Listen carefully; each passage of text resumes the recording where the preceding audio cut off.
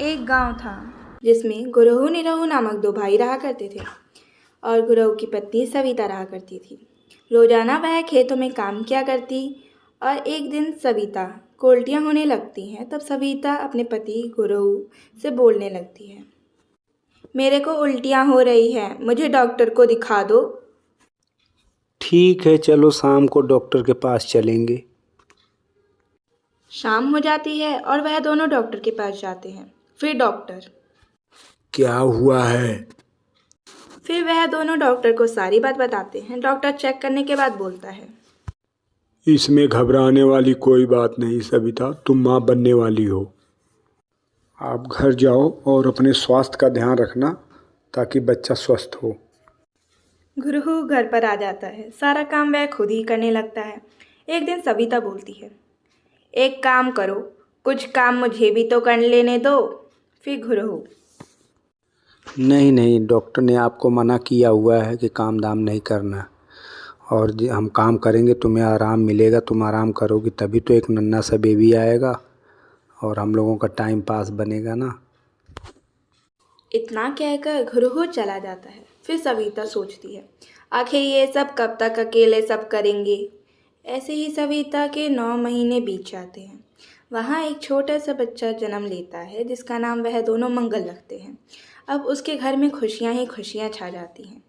ऐसे ही कई दिन बीत जाते हैं। अब मंगल बड़ा हो जाता है।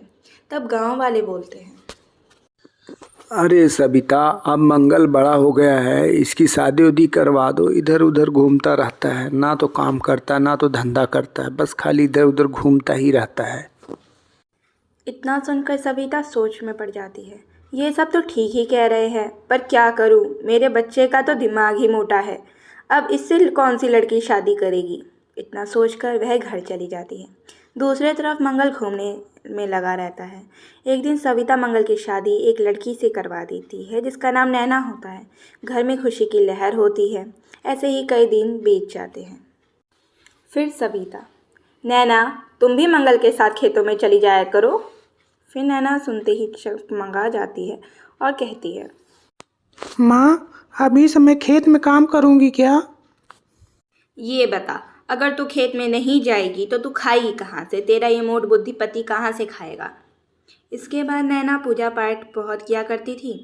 वह भगवान जी के सामने नमस्कार करके खड़ी हो जाती है और कहती है, हे भगवान, आपको ही मेरे जीवन की नैया पार करनी है प्रभु। कहकर वह खेत चली जाती है और काम करने लगती है। कुछ दिन ऐसे ही बीत जाते हैं और ऐसे ही दिन कटते रहते हैं। फिर एक दिन नैना मंदिर में जाकर बोलती है, हे माँ, हमारे पति मोटे बुद्धि के हैं। कुछ ऐसा चमत्कार करोगी जिससे हमारी भी रोजी रोटी चल सके, हमारा भी जीवन सही सलामत रह सके, चल सके। इतना कहकर वह खेत में चली जाती है। जब खेत पहुंचती है तब तक एक चमकती हुई रोशनी आती है और एक बुढ़िया का रूप पकड़ लेती है। फिर बुढ़िया, ओ मेरी बच्ची, तुम्हें क्या परेशानी है? नैना सारी बात बता देती है। तब बूढ़ी माता एक लकड़ी देती हैं और कहती हैं, बेटी, ये लकड़ी ले लो और इससे तुम जो भी काम करना चाहोगी एक बार घुमाओगी वो सारा काम हो जाएगा। इतना ही नहीं, अपने जीवन में खाने पीने से लेके कोई भी सुख के लिए कोई भी सामान चाहिए, कुछ चाहिए, जैसे ही लकड़ी को घुमाओगी मेरा नाम लेके वैसे ही आपका पूरा होगा। इतना कहकर बूढ़ी माता चली जाती हैं। फिर नैना ठीक है, जरा आजमा के देखूं तो सही। लकड़ी को जैसे ही वह खेतों में घुमाती है उसके खेतों का सारा काम हो जाता है। फिर मन में सोचती है, अच्छा देखूं, क्या इससे सोने का घड़ा मंगाया जा सकता है क्या?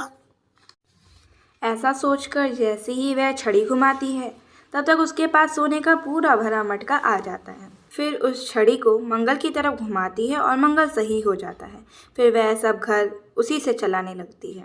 इसके बाद एक दिन उसकी सास नैना को यह सब करते देख लेती है और कहती है, कहीं ये मेरे बच्चे के ऊपर जादू टोना तो नहीं कर रही।